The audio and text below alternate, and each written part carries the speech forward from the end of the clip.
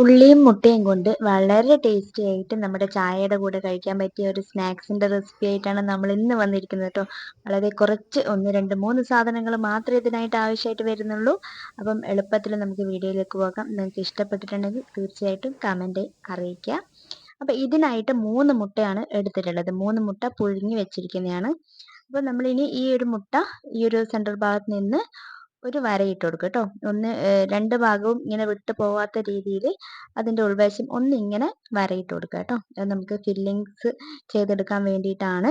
അപ്പോൾ ആദ്യം നമ്മൾ മുട്ട പുഴുങ്ങിയിട്ട് ഇതുപോലെ ചെയ്ത് വയ്ക്കാം. നിങ്ങൾക്ക് എത്രയാണോ ചെയ്തെടുക്കാൻ താല്പര്യം അത്രയും മുട്ട നിങ്ങൾക്ക് എടുക്കാം കേട്ടോ. ഞാനിവിടെ 3 മുട്ട വെച്ചിട്ടാണ് ചെയ്തെടുക്കുന്നത്. കംപ്ലീറ്റ് നമുക്കിതുപോലെ വരയിട്ട് കൊടുക്കാം. വളരെ സിമ്പിളാണ്. ഒരു 5 മിനിറ്റത്തെ പരിപാടി മാത്രമേ ഉള്ളൂ. മുട്ട പുഴുങ്ങി കഴിഞ്ഞാൽ പിന്നെ ഒരു 5 മിനിറ്റത്തെ പരിപാടി ഈ ഒരു സ്നാക്സിന് വേണ്ടിയിട്ട് വേണ്ടു കേട്ടോ. അപ്പോൾ ഇതിനായിട്ട് ഒരു പാൻ വെച്ച ശേഷം അതിലേക്ക് നമ്മൾ കുറച്ച് എണ്ണ ഒഴിച്ചു കൊടുക്കുക. അതിലേക്ക് ഒരു വെളുത്തുള്ളിയും ഒരു കഷ്ണം ഇഞ്ചിയും കൂടെ ചതച്ചത്. ഒരു വലിയ സൈസ് വെളുത്തുള്ളി ആണെങ്കിൽ 1 മതി, ചെറുതാണെങ്കിൽ 2 എടുക്കുക കേട്ടോ. 2 എടുക്കുക. ഇഞ്ചിയും ഒരു കഷ്ണം മതി, 2 കൂടി ചതച്ചിട്ട് ഇട്ടുകൊടുക്കുക. അതിന് ചെറിയ രീതിയിലൊന്ന് മൂപ്പിച്ചെടുക്കുക. അതിലേക്ക് ഒരു നുള്ള് മഞ്ഞൾപ്പൊടി ഇട്ട് കൊടുക്കുക. വളരെ തീ കുറച്ചിട്ട് വേണം ചെയ്തെടുക്കാൻ വേണ്ടിയിട്ട്. ഒന്ന് മിക്സ് ചെയ്ത് കൊടുക്കുക.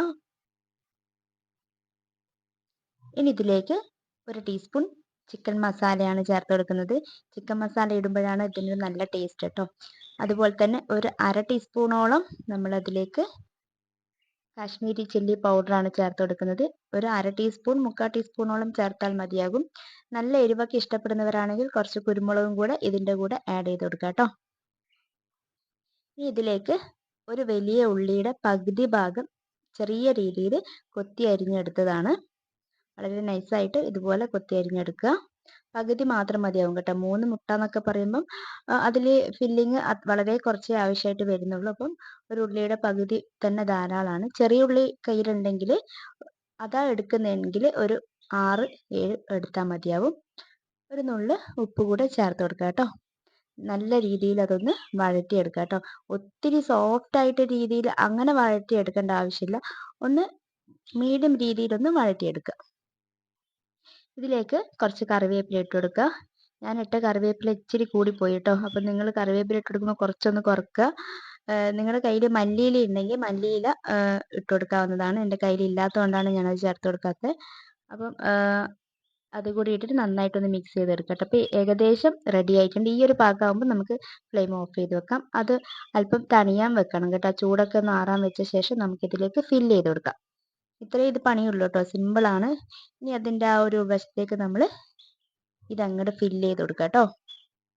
നല്ല രീതിയിലൊന്ന് പ്രസ് ചെയ്തിട്ട് സ്പൂൺ വെച്ചിട്ട് നിങ്ങൾ ഇട്ട് കൊടുത്തിട്ട് പിന്നെ നിങ്ങൾ കൈ കൊണ്ട് നല്ല രീതിയിൽ അമർത്തിയിട്ടൊന്ന് പ്രസ് ചെയ്ത് കൊടുക്കുക കേട്ടോ.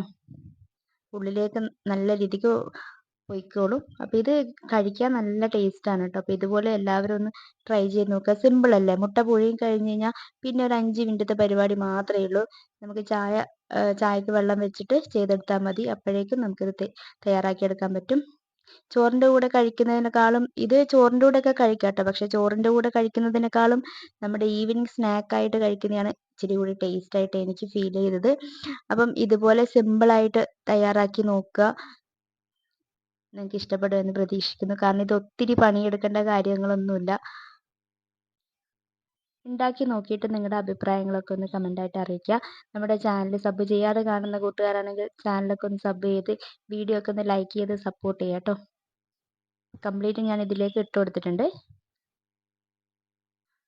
റെഡി ആയിട്ടുണ്ട് നമ്മുടെ മുട്ട വെച്ചിട്ടുള്ള സ്നാക്സ് റെഡിയാണ്. ഇത് കുട്ടികൾക്കൊക്കെ ഭയങ്കര ഇഷ്ടമായിരിക്കും കേട്ടോ. ഇതിൻ്റെ ഉൾഭാഗം കണ്ടില്ലേ, നല്ല രീതിക്ക് എല്ലാം വന്നിട്ടുണ്ട്. അപ്പോൾ ഇതിങ്ങനെ കഴിക്കാൻ തന്നെ നല്ല ടേസ്റ്റാണ്. അപ്പോൾ പുതിയ വീഡിയോ ആയിട്ട് കാണാം. ബൈ.